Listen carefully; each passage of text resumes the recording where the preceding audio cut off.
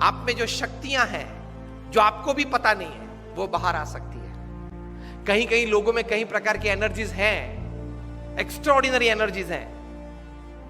हमें लगता है कि यार ये तो हीरो है, ये तो सुपर हीरो है, लेकिन वही एनर्जीज आप में भी हैं। उसने वो एनर्जीज बाहर निकाली और आप बाहर नहीं निकाल रहे हो। 1983 का वर्ल्ड कप आप में से किसी ने देखा था? कपिल देव भारत के लिए वर्ल्ड कप लेके आए थे। First time India won a major international tournament. बड़ी खुशी थी पूरे देश में। हम लोग, I was in standard 9th at that time, तो मुझे अभी भी पता है कि हम कितने जोर शोर से ये खुशी मना रहे थे, सब बच्चे, youngsters, teenagers. Cricket was a fever India and actually it became a more fever in India after Kapil Dev won the world cup for India. अभी भी वो दृश्य याद है, लॉर्ड्स की गैलरी में कपिल देव लेके खड़े थे। मुंबई में सम्मान हुआ, दिल्ली में सम्मान हुआ, बीसीसीआई ने बड़ा सम्मान किया। लेकिन जो हारने वाली टीम थी वेस्ट इंडीज, उनको लगा कि साला ये बंदर है, वो सिंह को सोता था सिंह तो झाड़ पे से नीचे उतर के एक चाटा मार के वापस ऊपर चढ़ गया। West Indies was a very powerful team. 1975 की वर्ल्ड कप उन्होंने जीती थी, 1979 की वर्ल्ड कप भी उन्होंने जीती थी और 83 की वर्ल्ड कप फाइनल में भी आ गए थे। और भारत तो उनके लिए मच्छर था, ऐसे ही क्रश कर डालेंगे। उनका एटीट्यूड बन गया था ओवर कॉन्फिडेंस का। और वेस्ट इंडीज की ये पावरफुल टीम, उन लोग, ये लोग बैलेंस करते थे। क्लाइव लॉयड जो कैप्टन थे, जिन्होंने 20 साल तक क्रिकेट जगत पे राज किया, ये मानते थे कि कोई ऑलराउंडर की जरूरत ही नहीं है। 6 बैट्समैन, 4 बॉलर और 1 विकेट कीपर। 6 में से एक भी बैट्समैन को गेंद डालना आता नहीं था और 4 में से एक भी बॉलर को बैट्समैन बैटिंग करना आता नहीं था। Specialise in your department, that was his strategy, his thinking, but with that he ruled the cricket world for 20 years। हम लोग जानते हैं। तो 1983 के वर्ल्ड कप फाइनल में भी आ गए। इंडिया को 183 में ऑल आउट कर दिया। विव रिचर्ड्स ने 13 बॉल में 8 चौके मारे, रॉजर बिन्नी, कपिल देव और शिवलाल यादव को मिला के। इन 13 balls he hit 8 to the fence। बहुत पावरफुल बैट्समैन थे विव रिचर्ड्स। तो हम लोग सबको तो लगा कि अब तो पूरा हो गया, यही पूरा कर देगा अभी 5-10 ओवर में। लेकिन एक मिस्क्यूट शॉट उन्होंने मारा और कपिल देव जान लगा के दौड़े थे। अगर जिसने देखा होगा, अभी भी मैं जब बात कर रहा हूं तो I can see the video in front of me. वहां से अगर कैच ऊपर आता है तो कैच, बॉल देखते देखते अगर पीछे पड़ना तो पीछे दौड़ता है ना फील्डर गेंद को कैच करने के लिए। कपिल देव को लगा कि मैं पीछे दौड़ूंगा तो शायद पहुंच नहीं पाऊंगा, इसलिए घूम गए। बॉल पीछे से आ रहा था और ऐसा दौड़ते, which is very difficult and that catch made the difference. 139 West Indies got all out, India won the world cup. So West Indies को तो बहुत अपमान लगा कि ये चूहे सब 11 इकट्ठे होके और सिंह को हरा गए। Immediately the West Indies cricket board contacted BCCI for a full series, 6 test and 6 one day internationals, and they came to India with their all powerful team. उसके पहले तो बी टीम आती थी भारत में, कभी क्लाइव लॉयड, विव रिचर्ड्स आए ही नहीं थे उसके पहले खेलने के लिए। ऑलविन कालीचरण और वे सब आते थे खेलने के लिए, बी टीम। क्लाइव लॉयड अपनी पूरी माइट के साथ आ गए और 6 वनडे इंटरनेशनल्स भारत को बहुत बुरी तरह से हराया।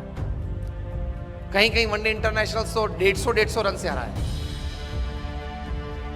बहुत क्रिटिसिज्म न्यूज़पेपर्स में आई कि अभी 1.5 महीने पहले जो वर्ल्ड चैंपियंस बने उनकी ये हालत। फिर तो टेस्ट सीरीज चालू हुई। फर्स्ट टेस्ट कानपुर 3.5 दिन में पूरी हो गई। Innings and 250 runs defeat to India.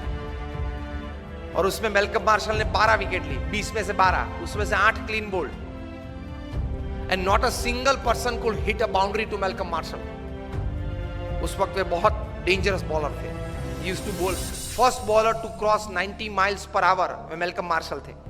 और जब वे right arm round the wicket डालते थे तब वो अंपायर के पीछे ही दौड़ते थे। रनअप चालू करते अंपायर के पीछे दौड़, ताकि बैट्समैन को देखना पड़ता था कि कहां तक वो पहुंचा।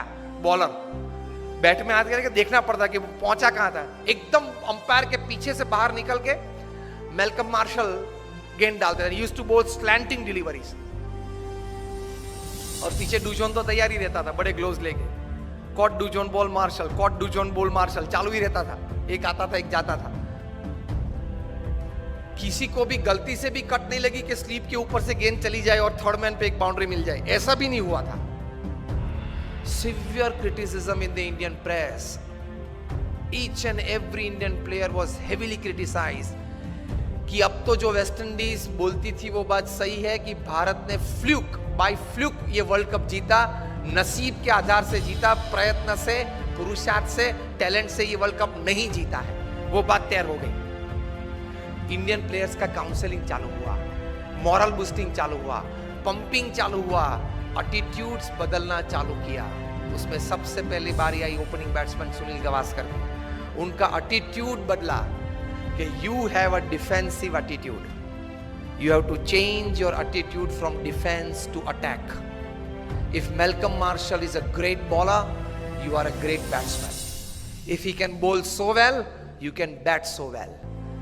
Gavaskar का attitude change किया because you start the Indian innings, you are the opening bat. आप जिस प्रकार से खेलेंगे उस प्रकार से पूरी टीम खेलेगी, नतीजा पहले से चालू हो जाएगा।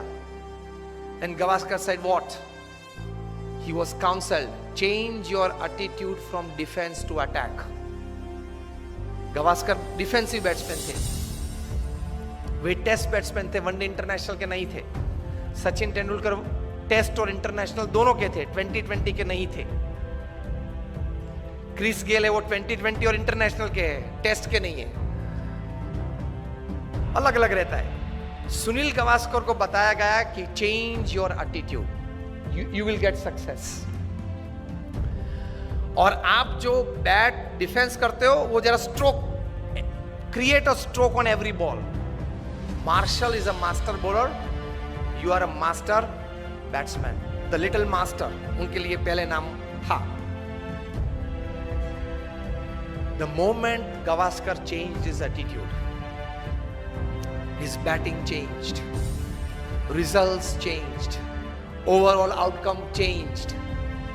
और 6 में से हम लोग 3 टेस्ट मैच तो फिर भी हारे, लेकिन 3 टेस्ट मैच बचा सके, वो गावस्कर का एटीट्यूड अटैकिंग हुआ इसलिए। दूसरी टेस्ट थी फिरोज शाह कोटला पे दिल्ली में, West Indies won the toss and send India into bat.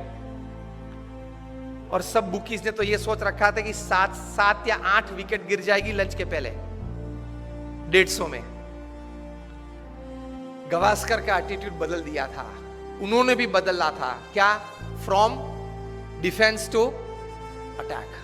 Gavaskar attacked Marshall from day 1, from ball 1, और पहले ही ओवर में गावस्कर ने 4 चौके मारे। मार्शल अपनी वेस्ट पे हाथ लगा के पिच के बीच खड़े रहे और गावस्कर के सामने देख रहे। Years later, Marshall would write in his autobiography that from Firoz Shah Kotla's innings, I could see a change in Gavaskar's attitude. And that change in attitude brought out the attacking nature in his batting, and that changed the overall result, outcome of the series. और गावस्कर ने lunch के पहले century बनाई, 107 not out. और final 6th test में चेन्नई पे चेपॉक पे 236 not out in the 4th innings of the test to save test for India. 2 दिन खेले 236 बनाने के लिए, लेकिन बचा दी टेस्ट। वो लिखते हैं इस पुस्तक में कि भारत में से अगर ताजमहल चोर के ले जाना है ना तो लेकर सकते हैं, लेकिन गावस्कर का जो स्ट्रेट बैट डिफेंस है उसको तोड़ना बहुत डिफिकल्ट है। तो एटीट्यूड ये रहना चाहिए। अगर एटीट्यूड सही नहीं रहा तो कितनी भी अच्छी व्यवस्था हो, कितना भी अच्छा मार्गदर्शन हो, फिर भी आप रिजल्ट प्रोड्यूस नहीं कर पाओगे।